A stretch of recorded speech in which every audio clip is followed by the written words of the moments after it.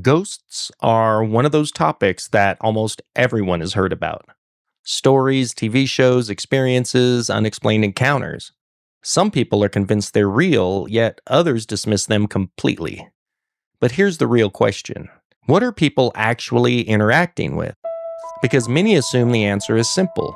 It's the spirit of a dead person. But what if that assumption is actually wrong? And what if misunderstanding this leads people to the wrong conclusions without realizing it? When people talk about ghosts, they usually mean the spirit of a person who has died, that is still present and still active, sometimes communicating, appearing, or interacting with the physical world. This idea shows up everywhere: movies, cultures, personal stories. And because so many people report similar types of experiences, it feels believable. But what we need to ask is, does that idea actually align with what Scripture teaches? Because the Bible does not describe people as remaining on earth after death, in the way popular culture suggests.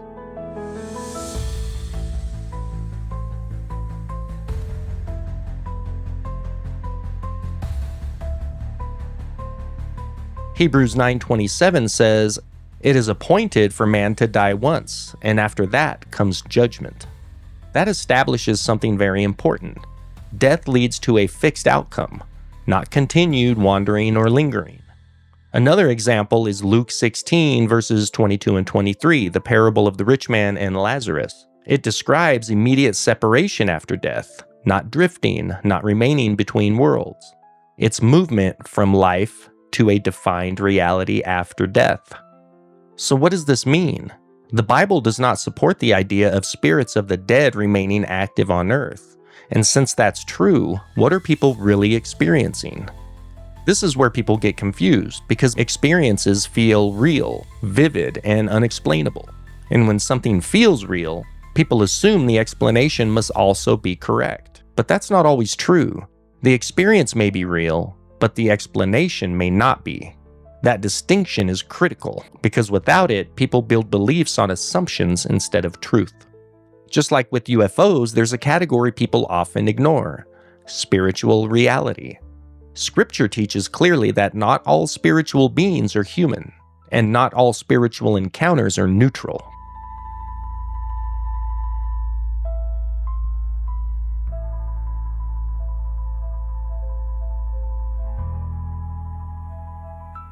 Second Corinthians 11:14 tells us Satan himself masquerades as an angel of light. And that tells us something important. Appearances can be misleading. What appears familiar, what appears harmless, what appears explainable, may not be what it seems. The idea that dead people remain and interact with the living does something subtle. It makes people more open to attempting communication, seeking interaction, and exploring unknown spiritual experiences.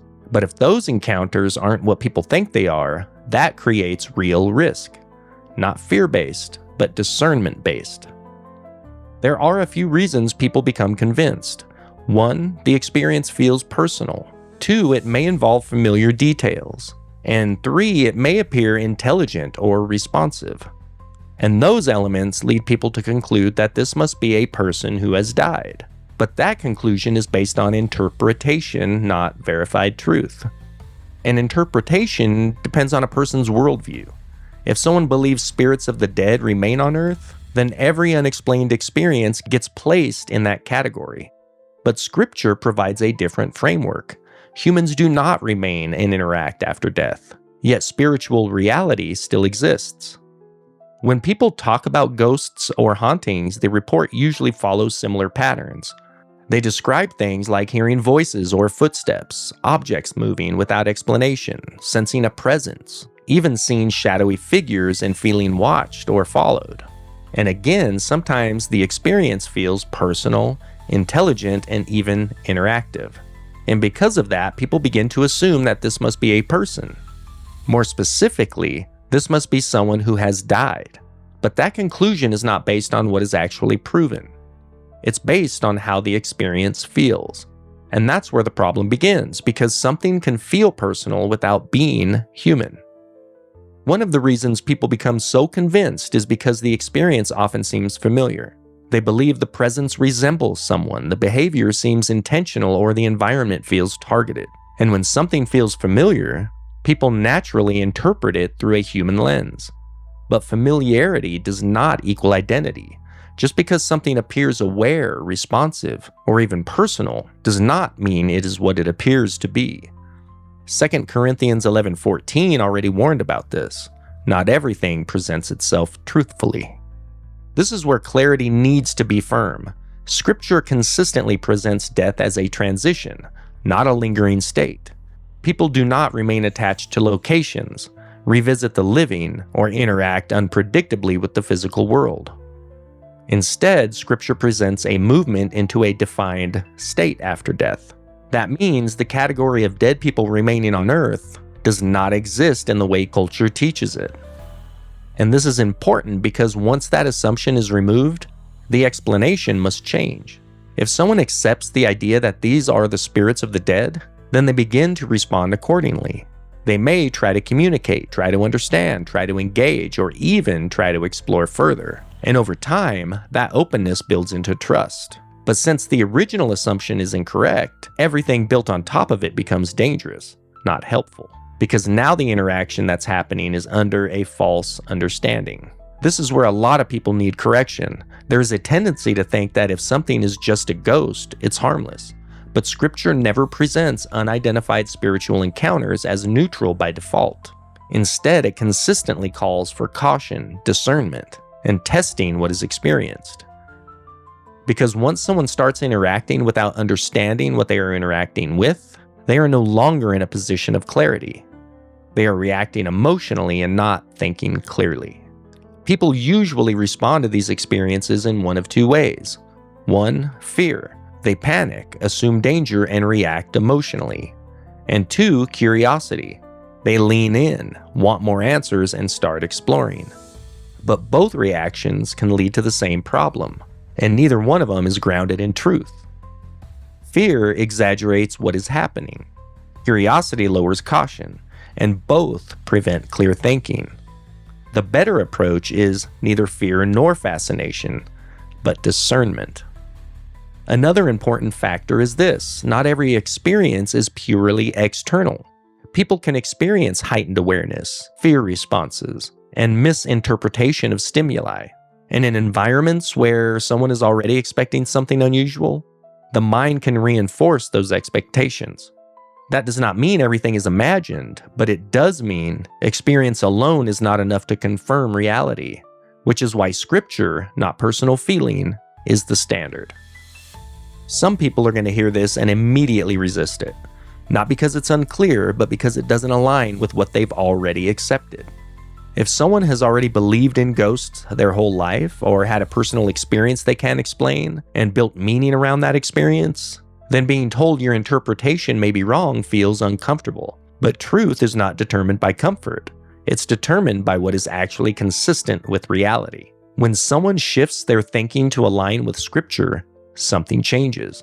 They stop asking, "Who is this?" and start asking, "What category does this belong to?" And that is a much better question, because it shifts from assumption to evaluation, from emotion to clarity. This is not just theoretical, because how someone interprets these experiences affects what they pursue, what they trust, and what they open themselves up to. If someone believes this is a harmless interaction with the dead, they will move toward it. But if someone understands not everything unseen is what it appears to be, they will move with caution, and that difference matters long term. This is important to say clearly. The goal is not to say nothing is happening. That would ignore real experiences. The goal is to correctly understand what is happening, because dismissing everything is just as unhelpful as believing everything. Both lead to confusion. What people need is a clear framework that is grounded in truth, not driven by assumptions. So when people describe ghostly encounters, the real issue is not whether something was experienced. The real issue is how that experience is being interpreted. Because once interpretation is corrected, everything else becomes clearer. And that is what allows someone to approach these topics without fear, without fascination, but with discernment. We need to be careful here again. We should not assume every experience is the same, or claim to explain every situation, or move into speculation. But we can say Scripture does not support ghosts as commonly defined, and spiritual reality exists, and not forget that appearances are not always trustworthy.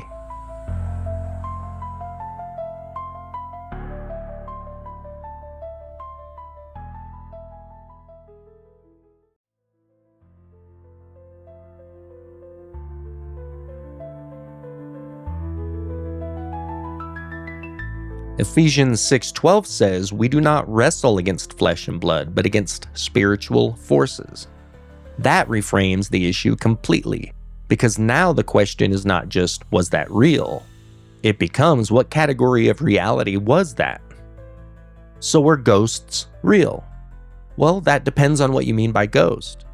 Are unexplained experiences real? Yes. Are people interacting with spirits of the dead? According to Scripture, no. But that leaves one final question. If something is happening, what is it? And more importantly, how should you respond to it? So let me ask you, when people experience something they can't explain, do you think they're more likely to jump to conclusions or ignore it completely? Let me know in the comments. And if you want more videos like this, breaking down topics like these clearly and biblically, make sure you subscribe for weekly updates. Also, hit that like button. It helps to push this video out to more people just like you and me. Always seek His truth, and I'll see you in the next video. Until then, God bless.